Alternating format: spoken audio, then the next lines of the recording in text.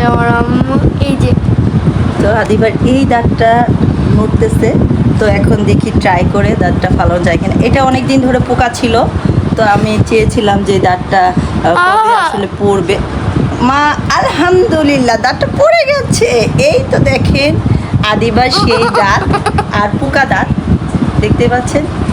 দাঁতটা প্রচুর পোকা ছিল আর এটা ফিলিং করা ছিল, ঠিক আছে। দাঁতটা দেখতে পাচ্ছেন কতটা পোকা, প্রচুর পোকা ছিল এই দাঁতটায়।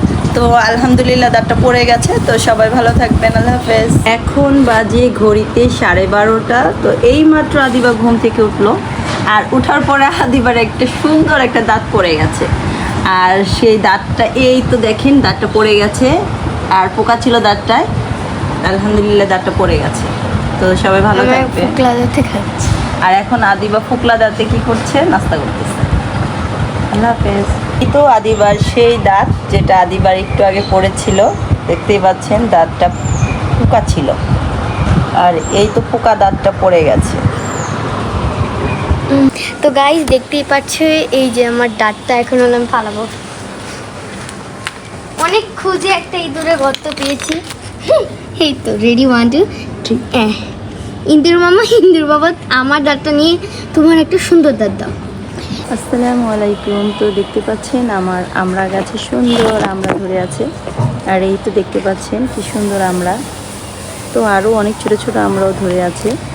মাশাআল্লাহ মাশাআল্লাহ, সবাই মাশাআল্লাহ বলে। ম্যাডামের বাসা থেকে নিয়ে আসার পথে আমি আদিবার জন্য একটা আইসক্রিম নিয়ে আসলাম।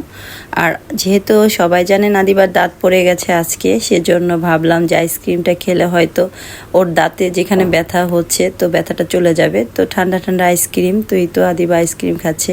আর আমি জিজ্ঞেস করতেছি আইসক্রিমটা কেমন, তো বলতেছে হ্যাঁ ভালো, তবে ব্যথাটা ছিল।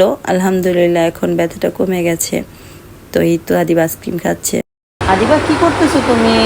পড়ালেখা করতেছি। তো আদিবার যেহেতু এক্সামটা সামনেই চলে আসছে, তো এর জন্য আদিবা অনেক ব্যস্ত। তো আদিবা মিসের বাসা থেকেই মাত্র আসলো, আর সকালে আদিবার ম্যাডাম আদিবাকে পড়িয়ে গিয়েছে। হ্যাঁ, তো এখন আদিবা লিখতেছে, হোমওয়ার্ক করতেছে বাসার এবং স্কুলের। আর আদিবা তো পড়াশোনা নিয়ে খুবই ব্যস্ত। তো সবাই আদিবাকে সাপোর্ট করবেন, আর লাইক শেয়ার কমেন্ট করবেন, পাশে থাকবেন, অবশ্যই পাশে থাকবেন আদিবার। আর আদিবার যেন ভালোভাবে পড়াশোনা করতে পারে এবং সব কিছুতে অ্যাক্টিভ থাকতে পারে।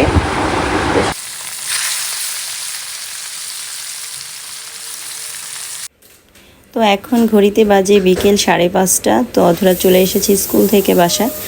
আর আসার পর আমাকে বলতেছে আম্মু কী করতেছো, আর আমি তো চিকেন ফ্রাই করতেছিলাম। অধরা তো বলতেছো চিকেন ফ্রাই। তো অধরা খুব চিকেন ফ্রাই, অধরা আদিবা দুজনই চিকেন ফ্রাই খেতে খুব পছন্দ করে। আর এরই মধ্যে আমার চিকেনগুলো ভাজা হয়ে গেছে। তো আমি এক রুটি বানাবো। তো অধরা এসে বলতেছে আমি একটু চেষ্টা করি। আর এদিকে চিকেন ফ্রাইগুলো আমি সুন্দর করে একটা প্লেটে উঠিয়ে নিচ্ছিলাম। আর এই তো দেখতে পাচ্ছেন আমার চিকেনগুলো খুব সুন্দর মচমচে হয়ে গেছে।